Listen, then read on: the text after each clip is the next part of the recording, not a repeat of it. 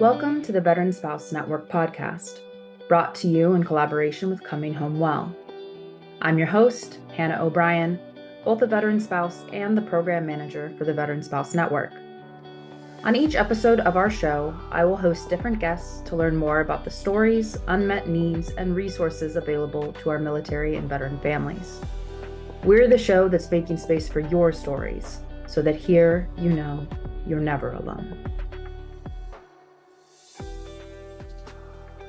Welcome back to the Veteran Spouse Network podcast. March is Brain Injury Awareness Month, and we wanted to focus this month's episode on traumatic brain injury in our community.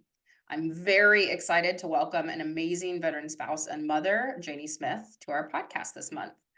Janie has been a leader with the Veteran Spouse Network for over 5 years now, and she's been such an amazing asset to our team and to the network of spouses and family members that she serves.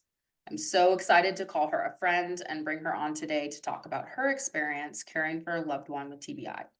Janie, I'd love to turn it over to you for you to introduce yourself, tell us a bit more about you and your family.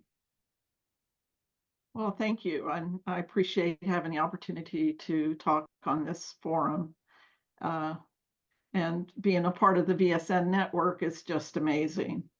But I was first introduced really to the Army when I became a Red Cross recreation worker at Walter Reed Army Medical Center. And the first day on the job, I had to register my car on post, and I met my husband. He asked me out, and 4.5 months later, we were married. We've been married 51 years now, and we are the parents of 3 amazing children. Our daughter, Tanya, is 50 years old now and still lives with us, and I'll explain a little bit more about her later.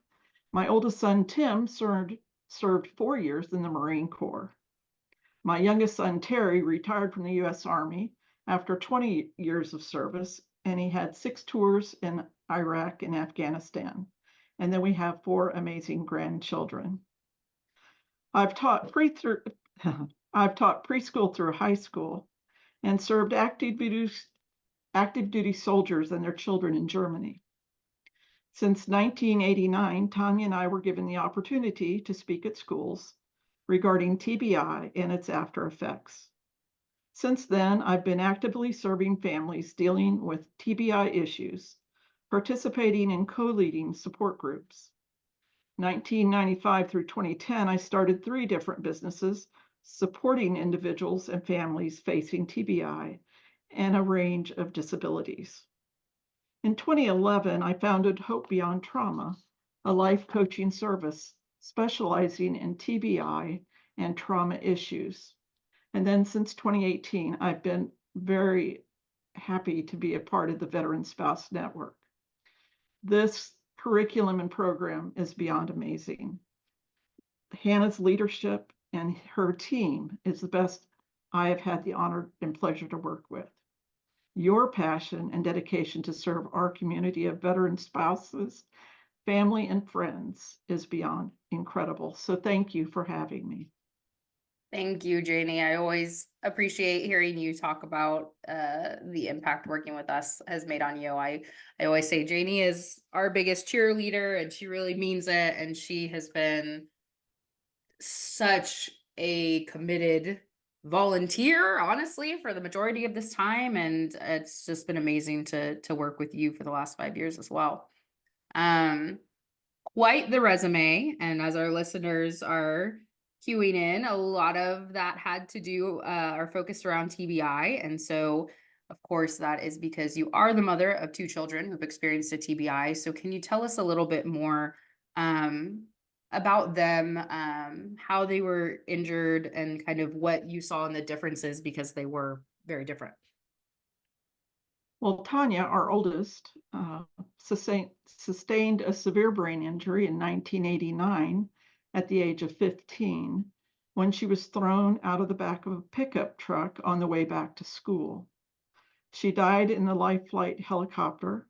She was in a coma and then in a rehabilitation hospital for a total of 4.5 months. Now, Terry sustained a brain injury at age 26 while serving in Iraq in 2004 from an IED explosion. It was just recently discovered that the supersonic pressure waves from high explosives pepper the brain, causing another type of traumatic brain injury, which can result in physical and biological causes for PTSD issues. This type of injury is unlike any other TBI. The differences in TBI, there is a traumatic brain injury that usually results from a violent blow or jolt to the head or body. An object that goes through the brain tissue, such as a bullet or shattered piece of skull, also can cause a traumatic brain injury. Now, a mild traumatic brain injury, and there's some question whether there's a such thing as a mild traumatic brain injury. There's some argument on that. May affect your brain cells temporarily. More serious traumatic brain injury can result in bruising, torn tissues, bleeding, and other physical damage to the brain. These injuries can result in long-term complications or even death. And then the last one, which I just told you about, was the supersonic pressure waves, which they just recently discovered. And then there's the differences in the age of the injury. And what does that mean? Our brains have different stages of development. By the age of 5 years old, our brains are 90% developed. Now, the brain finishes developing and maturing in mid to late 20s. The part of the brain behind the forehead, called the prefrontal cortex, also called the executive function areas, is one of the last parts to mature, which is responsible for skills like planning, prioritizing, and making good decisions. So now we have 20-year plus gap between these two stages that our brains are developing. So it partially explains the impulsive and lack of judgment decision making in our children, teenagers, and young adults. So since Tanya's injury happened at age 15, her brain was still developing, while Terry's injury at 26 years old was more developed. Yeah, and I think you're going to talk as we get into talking about symptoms and things, how that kind of what that actually means and looks like in day-to-day life. But I appreciate you really kind of giving us that breakdown, because I think when I hear you or anyone talk about TBI, I think one of the biggest takeaways is like how nuanced it is, or how many differences there can be, and there's these overarching symptoms. But just like we say with a lot of stuff, right? I could have certain symptoms from a certain type of TBI. You could have others, depending on everything. So I always like to tell our listeners, right? Like, there's a lot of commonality in symptoms, but there can be a vast difference depending on all those amazing educational factors you just described to us. So I appreciate that. So you mentioned Tanya was injured in the 80s. Obviously that was a long time ago. And so I can imagine when we're talking about really anything, but especially advances in medicine, that's a long time. There could be a lot of differences between those two injuries and what was available, how diagnosing went. So I'm curious to learn a little bit more about the differences between both of their journeys and how it was diagnosed, because I also know diagnosis in general can be kind of complicated and layered with TBI. Yeah, and TBI is the brain is probably, and it's been explained to me, one of the last frontiers in the body to be explored and understood. And we're still in the infancy stage, although we're a lot farther ahead than we were in '89 or even back in the 70s and before that. So Tanya's TBI was apparent from the start. She was seriously injured being ejected out of the back of a pickup truck. However, her TBI did not show on a CT scan, and that was the latest diagnostic tool at that time. Even though Tanya's TBI diagnosis was apparent, it was 25 years later in 2014 that we actually saw her brain on an MRI scan. Wow. Now, Terry's TBI diagnosis took some time, and it took a lot of advocacy, due diligence, and research on his wife's part and our family's part. In his case, Terry was diagnosed with PTSD well before the TBI diagnosis was granted. And by the way, this is very common with other soldiers as well as civilians. A lot of people have to fight for this diagnosis. And for this reason, a lot of people don't know they have a TBI because symptoms can be delayed. They just know they are not functioning at the same level before their injury. There's been people treated and released many times out of the ER or never even went to the ER that have more problems and issues than Tanya does or Terry does. So it's crazy on the diagnosis and how many people are actually walking around with TBI that have no clue. Right. Or don't even know to think there's something wrong to even go and get checked out. That's what I think of brain stuff, and we're going to talk about symptoms here in a second, but some of this stuff, it's so complicated because it could be attributed to something else. And I think we hear a lot, particularly with our military veteran community, that PTSD diagnosis, like for your son, usually comes first. And that could be because it's complicated to get the TBI, or that's just kind of what they're looking for and that's what they find. And then you might not actually be getting the full treatment that you need because you don't have the correct diagnosis or the full diagnosis. So definitely. Or the doctor is not that well educated in that. And so there's so many reasons. Yes. And I think something too, right, that for any of our listeners where this isn't obvious, right, a TBI is a medical diagnosis, right? So diagnosed by a medical doctor versus PTSD is a mental health diagnosis diagnosed by a mental health professional. So you're also dealing with two different systems of the healthcare, right? The behavioral and the medical. So it's even more like everyone has to be talking to each other and knowing the other side of the coin, and that might not be happening in the way that we all hope it is. So symptoms. We've alluded to, we're going to talk about symptoms, but I know there's a lot of crossover for some of the things that our community deals with. And I'd love to just hear your perspective on how kind of symptoms you're aware of, but that you've also seen, like how this stuff plays out in real life. Well, there's multiple symptoms, and I'm only going to be able to touch on not all of them because they're all different in different ways. But as we said before, symptoms can be delayed. A lot of short-term memory issues are very apparent. I can teach Tanya. We took her back to school, and I worked with her at home and teach her a skill and think she had it. The next day, she had no clue what we talked about. It was totally lost. We had a homeschool teacher that came home to our house, and she would teach her skills one day. The next day, she didn't have a clue. So you were starting over all over again, all the time. Sometimes they have no long-term memory, and this was the case with Tanya initially, that she didn't remember who we were as a family for the first month after her injury, maybe even 2 months. I've kind of lost track of time on that. But we would go into the hospital room, in the trauma unit or hospital room or rehab, and we'd have to introduce ourselves every day. Now, we knew she knew our voices because there was a pulse rate that changed. So the nurses knew that. But cognitively, she did not know who we were. So every day I would go in and say, I'm your mother. We live at such and such address. We have a dog. You have 2 brothers, your dad. And that was a constant everyday thing, and sometimes several times a day.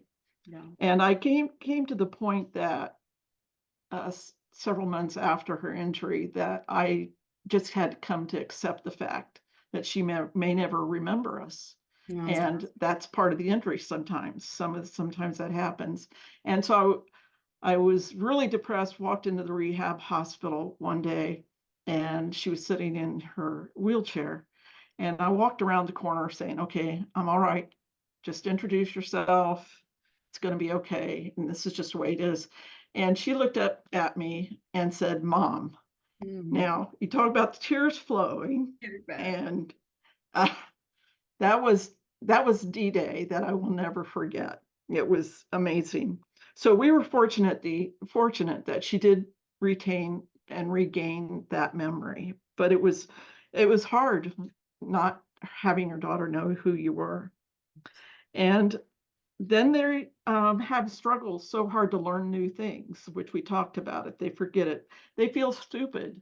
Tanya was very bright in school. You teach her one thing one day, the next day she had it, or that day she had it. I didn't have to repeat things to her. So they feel stupid. They thought, well, I knew that before. You didn't have to go over it before. And when they become aware of that, then they feel stupid. I've heard so many people with brain injury say, I'm stupid, I'm stupid. No, they're not stupid. They just can't access the information because of the injury. But that's the way they feel. They have to work 1,000 times harder than everyone else to get to information. And they have to get to it over and over and over again. So that causes being tired. Their brain is working so hard. They may not have any self-awareness. When they do become self-aware, again, they feel stupid. Temper outbursts were huge. We never knew when Tanya was going to lose her cool. When she had to do things in her time frame. If she remembered that she was supposed to vacuum the floor, then she'd vacuum the floor. It didn't matter, we were watching TV and we were in the middle of a show or something. She had to go there, vacuum the floor, and had to do it now. And the reason for that was she was afraid she was going to forget that she had to do it. Sometimes they can't find the words they want to express or how they want to say it. They have speech difficulties. They have a new personality. We had to learn Tanya all over again. I've heard spouses say, I had to learn my spouse all over again. And sometimes marriages make it and sometimes they don't, because either the person with the brain injury doesn't like the person they married and vice versa. So it works both ways. They can feel worthless and they lose friends and they feel isolated and alone. Muscle memory comes back easier than cognitive functioning. Tanya remembered that how to play the guitar, but she had asked me, Mom, did I play the guitar? And as soon as we brought the guitar into the hospital, she put it on her lap and just started playing. And that's because muscle memory is more ingrained and easier to access than cognitive. So we know that a TBI can just be a piece of the puzzle. Some may be dealing with both TBI and PTSD diagnosis, as Terry, my son. And what is unique and challenging about the dual diagnosis is neither is easy. And TBI is unique, and both together compound each other that the symptoms overlap. So it's really hard. With Terry, he had a struggle. It was after he was married, and his wife didn't know the man she married. And that was hard for them to work through. And there were times I had to go over there and live with them because of all the struggles. She didn't know what to do. I had the background of TBI with Tanya, so I had more knowledge than she did, but it was hard. And even doing that, it was hard on me and both of us to try to figure it out. Yeah. So, I mean, and as Janie alluded, right, we're not even covering the whole gamut of symptoms, and that was still a ton. And then talking through, okay, if you're dealing with PTSD on top of that, where is the overlap? How do you suss it out? Two completely different conditions, difficult in their own right. Yeah, so it's a lot. And so you're obviously dealing with it from the perspective as a mother. I know you've worked with a lot of other, maybe spouses, and then you've gotten to see how your daughter-in-law handles it. But how have you seen some of these? You talked about it, but anything else you want to say about how you've seen some of these symptoms really impact you as the mother, or your larger family? Well, it becomes overwhelming Mm. on so many levels. It causes a lot of stress within the family. Stresses that, just being married and raising a family under normal circumstances is extremely challenging. And then you throw this into the fire. It causes marital issues with my husband and myself. Um, it the boys didn't want to bring their friends home because we didn't know how Tanya was going to act. I mean, it was embarrassing for them at times because she would just say anything and everything without any social filters that she would have never even thought of saying prior to her injury. So it isolates us as a family from our friends. We can't socialize. When we go places, it was like, is she going to lose it in the restaurant? Is she going to lose it in a social setting? She would get lost just trying to find the bathroom in somebody's house. I had to make sure I took her to the bathroom and escorted her back. Mhm. When it came to school, I had to take her to classes and then escort her back. With couples having that that common ground is now no longer common, and now they take on the role possibly as a caregiver. It's not the role that they desired to be. They wanted a partner, and so that role reversal is huge, and it upsets the apple cart, and they don't know their husband used to do all these things independently, and they didn't need to be reminded. They didn't need all of this extra care, and now they find themselves in a caregiving role, and it's so hard to adjust to. It's incredibly hard.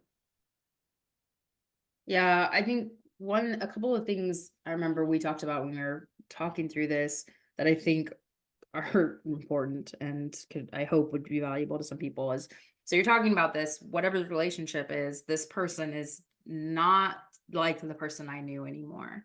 So when we talked, you mentioned like the grieving process of that. And I think that's important. So I'd love to hear your perspective on that.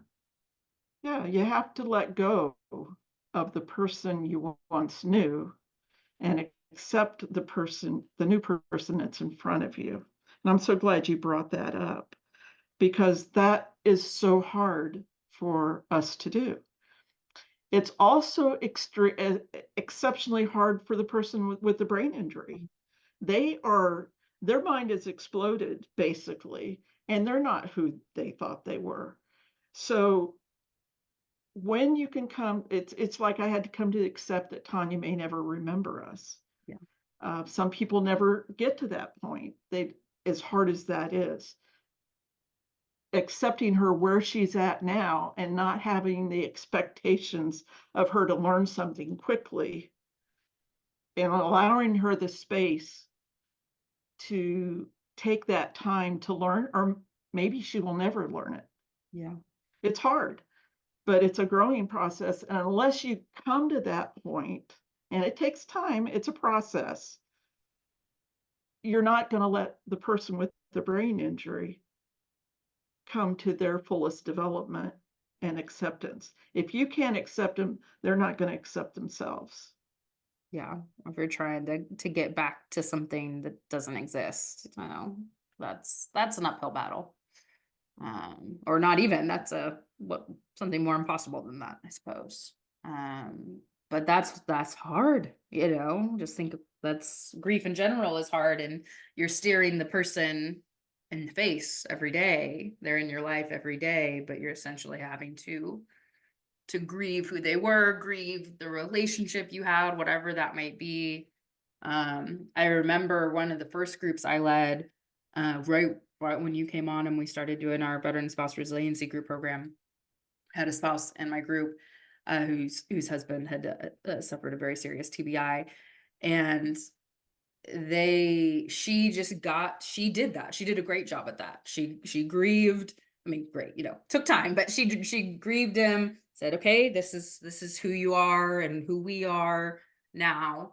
And we'll talk about treatments and stuff later on, but then years and years, maybe close to a decade after his injury, a new treatment had become available and they went and got treatment.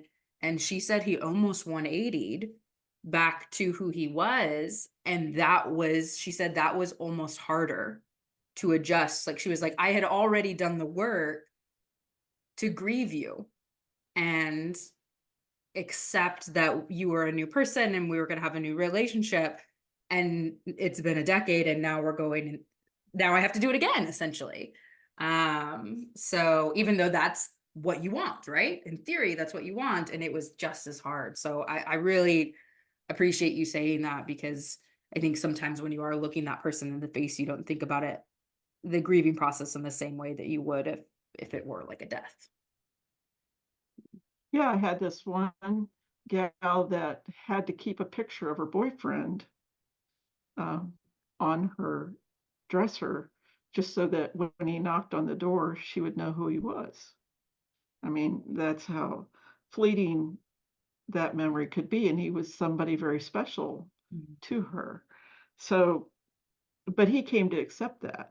But I can't imagine, I haven't talked to a spouse that had that issue. So Right. that's interesting. That's an interesting, but it makes sense. Yeah, I know. I'm sitting here like, wow, that man is incredible. Like, like I truly can't imagine. But I think so many of the family members, and I mean, we can't imagine. And it happens, and you figure out what that looks like and what you can handle. And you get some of the pieces. I mean, Tanya's, some of her pieces have come back that was typically Tanya. She has a great sense of humor. Terry as well. Um, but there's other issues that Lauren, his wife, has to deal with on a daily basis that I'm not always aware of because we're not in their life every day. But I am acutely aware of Tanya's issues because she lives with us. Yeah, you're that caregiver. Yeah, and I think every relationship is different too, whether it's even mother to mother versus spouse to spouse. Um, it could be very different. I know I took us a million different places. Is there anything else you want to say about how it affected you as a mother, or your family dynamic, or through watching your son and daughter-in-law or other couples that you've worked with, what can be unique to the partner dynamic? Well, I think something that's very important to mention is they can become suicidal.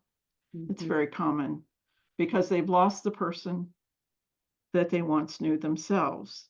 And now they're having to struggle over things that were once easy. Um, a survivor just recently said, it's like my brain exploded. And so be cognizant that they may want to end their life. Mhm. And um, that's a frustration that Tanya lived with for many years. And my son attempted suicide 7 times. Uh, so it's hard. It's hard to see that. But I had to also, in seeing their suffering, understand why they wanted to end their life. They were miserable. Tanya was miserable.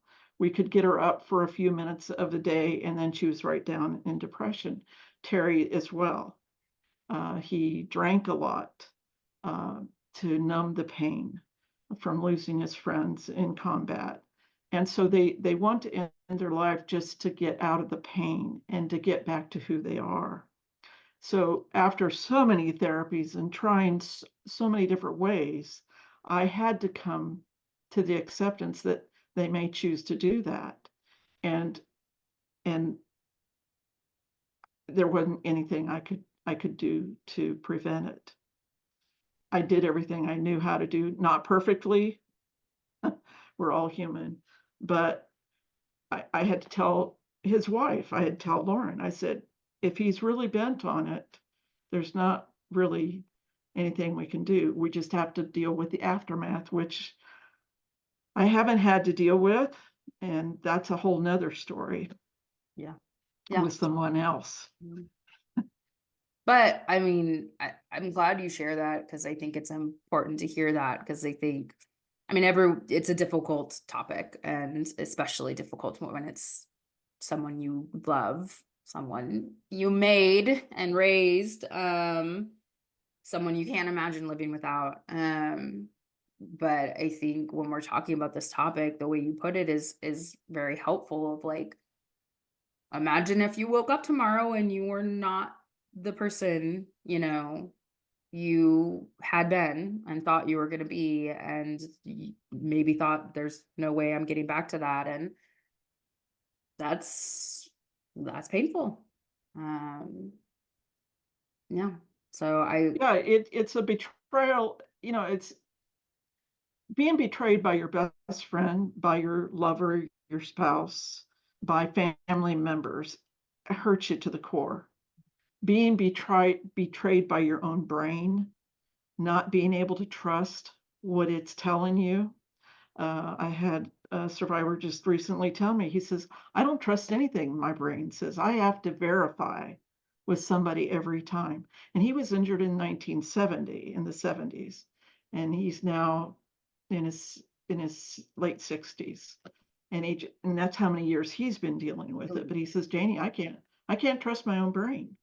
And to me, that's the ultimate betrayal. yeah. Because then what do you have to go on? Then you're relying on everybody else to confirm. I mean, I cannot imagine. And I think that's, Yeah, and if they're lying, how you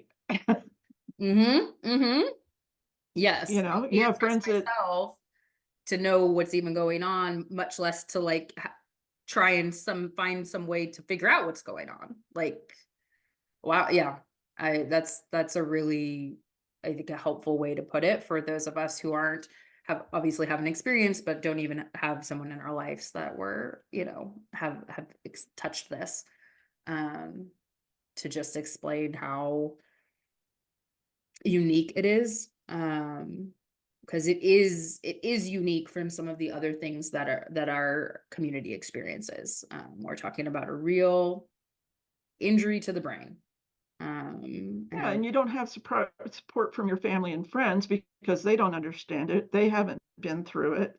And so I've been consistently blamed for coddling Tanya and giving her too much rope. Well, they don't understand the brain and what's not working. And probably I have. I'm not going to say that I haven't, but there are other times that I have definitely have not. And there's also times where it looks like I'm coddling, but I will not cross her in public or in a social setting within a family because I know she's going to explode. So in order to avoid that, it looks like I'm coddling, and they don't get that. Yeah, But I don't want the explosion. I've been there, done that. yeah. And they don't know, but they probably don't want the explosion either. Right. They don't. Yeah, and I mean that of course is a theme across so much of human experience, right? Like we cannot know somebody else's experience, and so we shouldn't pass judgment or give unsolicited advice. It's easy to judge. It's It easy to is. judge, and it comes and back bites you in the butt. It does, yes, because I'm sure the majority of us can say, none of us are perfect, and we all have probably been there. And we've also probably been on the other side of wishing other people weren't judging because they don't understand. But no, I think what I want to take us towards, so Tanya's 50, she was injured when she was 15. So can I do math quickly? 35 years? Is that good math? Okay, good. That you've been providing care. And as we know, you and I know from the work that we do with the Veteran Spouse Network, we're really focused on how to, no matter what you're dealing with as the family member, how to focus on you and what you need, and how to face these things. So I'd love to hear from you what your thoughts are and what you've been able to do, whether it was perfect or not, to really take care of yourself when you were in this role, as you I are in this role. I didn't take care of myself. Basically, I wasn't on the list. Mhm. Um, uh, I I thought the more I focused on Tanya, I could get her through the rehabilitation process faster. So Mhm. we work harder so we can get to step 2 faster and step 3, to Manage the it. point where I really did not pay enough attention to my 2 boys at the time or my husband. I figured my husband could take care of himself. My boys were a little bit older and my husband could take care of them. Tanya needed my full focus. Mhm. So I distanced my husband, which was not healthy. He's struggling too. I distanced my sons who weren't understanding everything. I'm going to the hospital every day. So that wasn't good. And so my whole effort was trying to get Tanya better so our family could get back to normal. And so in that process, within about 18 months, I had a nervous breakdown, a mental breakdown, and had to be hospitalized. I was delusional and not thinking straight. Um, and so I was in the hospital for a month, and that was really hard. I had Richard was retiring from the service at that time when all of that went down, uh, and I had to give power of attorney to my mother and father-in-law for the kids because I couldn't take care of them at that particular time. So that was really hard. And then a number of years later, I had another breakdown because, again, the intensity of the situation was great, and I became delusional again. So it took me 2 nervous breakdowns to get back on my feet with a lot of support from my husband. My husband was amazing. My kids were amazing. Tanya was amazing. It was amazing in the fact that Tanya now had a job was to take care of mom. Mhm. So when she took care of me, it gave her a sense of purpose. Mhm. I was so broken. Richard gave me 3 jobs when I came home, and I thought, "Bet I'm ready to go." He gave me 3 jobs.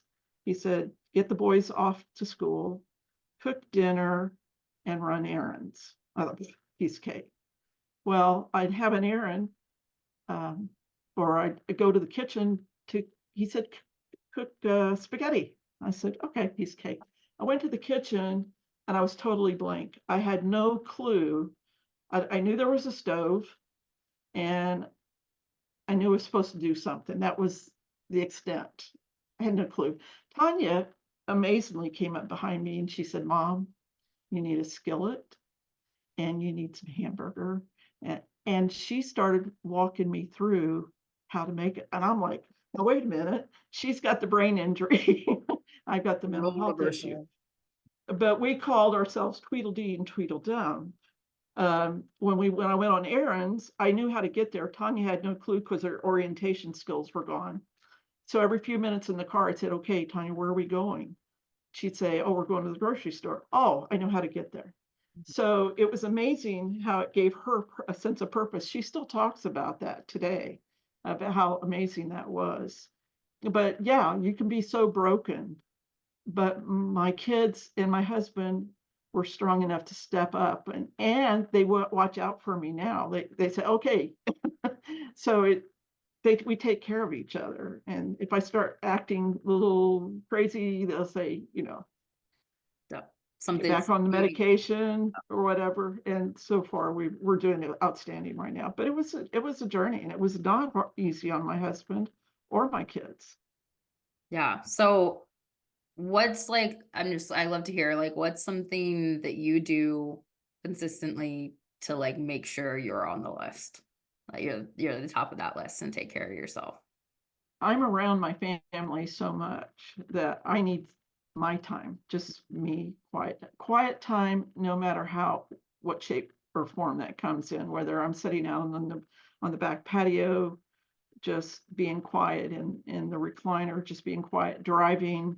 If I Mhm. can run errands by myself, that's amazing. So quiet time, reflecting, learning, and growing from my experiences is being grateful for the smallest things. Just being grateful that my son and my daughter and my family are still surrounding me. We still love each other and we pick each other up. Love it. Sorry, I love that. Yeah, that's perfect to think about. And I encourage everyone who's listening, if you're feeling any of this, or whether, regardless of what you're going through, if you feel like you're not on your list or at the top of your list, think about the things that you can do to get you at the top, right? We say a lot in our groups, can't pour from an empty cup.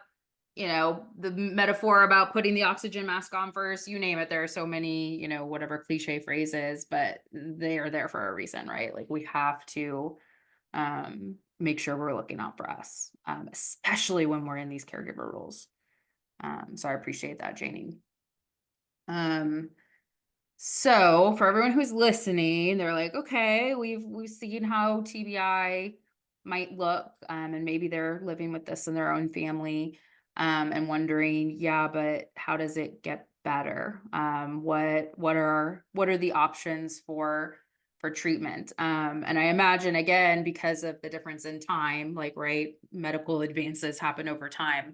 From 89 to today, treatment looks very different. But I'm curious what you might be able to tell us about Tanya and Terry's treatment journeys, or what you're just aware of in terms of treatment in general. Well, Tanya had physical therapy, occupational therapy, speech therapy. They had to make sure she could swallow, which I think that's just a normal thing. Before that, then you had to learn how to swallow again. Psychological counseling, vocational counseling, cognitive therapy. And Terry was fortunate enough, even though it was a battle for us to get him into it, to be a part assigned to the Warrior Transition Unit in the Army while he was still active duty, and that was in Hawaii. But that took us going up 3 levels of command to get him in there. And that's a story in and of itself. But with persistence and his wife's persistence, we got him in there. And so that involved a lot of different therapies, counseling, and I'm not even aware of all of the issues. But the beautiful thing about that unit is it also took care of the family and their issues. And she was able to get, they had a year, I think Taryn was about a year old at the time, and they were able to get babysitting services so that she could go and get help. And then I stayed over there. I went over there for 2 weeks and I ended up staying 3 months in order to make sure all of this stuff went more smoothly so that they could get their help and get the support they needed. Yeah, and as you listed those many things, I just made me think back to, like, one, the brain is our computer, right? So it controls everything about us. So we could be dealing with physical symptoms that require physical therapy. We could be dealing with, emotional issues where we might need therapy, like you mentioned. There's just so much. So that kind of contributes to treatment is very individualized because the injury is very individualized, right? So there's, if anything, it's just that there's a lot out there. We want you guys to hear that, if anything, that there are options, that just like any medical issue, it's constantly being researched, both in terms of the injuries themselves, the symptoms, and what treatments are effective. So I'm sure if we did this podcast again in a year, there would be new stuff available. I know that spouse I mentioned, who her husband got treatment and basically was his old self again. That was the hyperbaric chamber, which they've been doing more and more now. And I really hope I'm not misspeaking, but I believe the VA is even has included that, like they cover that now for people who need it. So there's all sorts of stuff out there. So we can't speak to everything, but no, there's a lot, and that just like anything else, it's very individualized in terms of what each person. And also the VA has programs, but you have to fight the VA, and that's Mhm. not easy. But there are private organizations, Yes. involves money a lot of times. Maybe your insurance covers or don't cover it. So we have a list of, I've made a list of resources that you're going to make available at the end of this podcast that talks about the some of these things. And it's just a starting point, and you just use it as a resource to spring load you to other things, and one thing will lead to another. And we hadn't talked necessarily specifically about this, but you really sprung into action. So if someone is like this has just happened, and they're like feel like heads barely above water. I think I remember you saying like educating yourself, but like what is that? What can really help them get some footing? Like what would you encourage? The, the biggest thing is support groups, Mhm. both for the person with a brain injury and the family members. And I still remember somebody coming up to us in the hospital telling us about the support group, and I was all ears, and my husband didn't want to hear about it. So everybody has different responses. My daughter's going to get better. That's my husband's thing. We're not going to need this. And I listened. And then at the rehab hospital, that's where they asked us to speak at schools, and they opened up that door. But it was educating. I went to every therapy that Tanya had at the rehab hospital, talking to the professionals. How do we how do I help her after we leave the hospital? Mhm. And watching them perform their therapies helped me in the aftermath when she finally came home. So if you have the opportunity of being in a rehab hospital, some of you don't, Yeah. because you don't know you have a TBI to begin with. But support groups is first and foremost. Number one, they're going to give you resources. I Mhm. went to TBI conferences, learning more, listening to the professionals and to family members about this, and being aware of depression. I was depressed after this for so long, many, many months. And I went to a TBI conference, and I heard from one of the professionals that said, if you've been in depression for more than 2 weeks, you're clinically depressed. And I wanted to stand up and say and scream, 2 weeks. I Yeah. mean, I really wanted to scream that. I'm like, I've been depressed for many months, and I couldn't get out of it. And that's what eventually the slippery slope came onto my breakdown, because I couldn't get out of it. So the TBI conferences are amazing. Being a part of the Veteran Spouse Network is a great a place to start. And fortunately, we're virtual now. It's not all in Texas. Anybody connect, as long as you got a computer or phone, you can connect to our network. And Hannah, Dr. Bora, Hannah's team is amazing. I mean, what you provide to our community, I'm just thrilled to be a part of it. And I don't have to do my business anymore. I'm thrilled. You get to do all the hard stuff. I get to work with the families, and which I greatly appreciate. And my companies are no longer in existence. I think a year after I joined your group, I said, that's enough. I can do it I can do the the work. easier way. Yeah. Well, we're so grateful to And have you, and I'm glad you say peer support groups, because I think like you bring up such a good point of like that's a way, those are for you, right, as an individual to get what you need, but they're also going to equip you with those resources, those tools to be the caregiver that you're wanting to be while still protecting you and making sure that you're looking out for yourself and how this journey is impacting you as the loved one.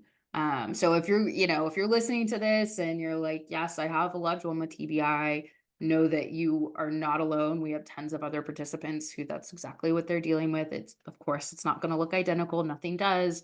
But this is very much a topic that comes up in our groups and that others are dealing with, and looking for a supportive community. So don't be afraid to tap into the supportive community that is available to you. That's what we're here And for. I continue to learn from this group. I mean, I certainly, even though I've been doing this for 35 years plus, you've told me some stuff today that I hadn't heard. So, and in groups, different nuances that I haven't heard, or different resources. So there's always something to learn. Yeah, absolutely. Absolutely. Yeah, never stop being open, never stop trying to learn, because never stop trying to learn, and never stop looking out for you in the journey. And this is a great place to come if you're looking for those things. That's what we exist to try to provide.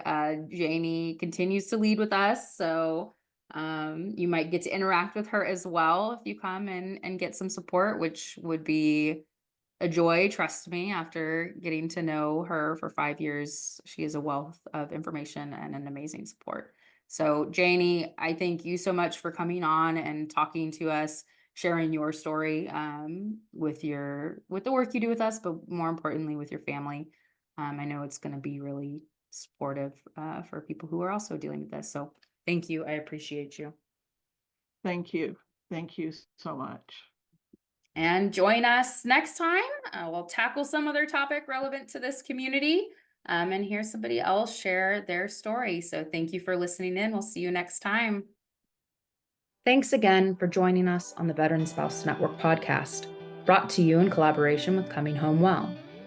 We thank you for listening today and hope today's session left you feeling a little more connected or gave you some insight into the experiences of our military and veteran families. Don't forget to check us out at veteranspousenetwork.org to learn more about how our military and veteran families can receive the support they deserve.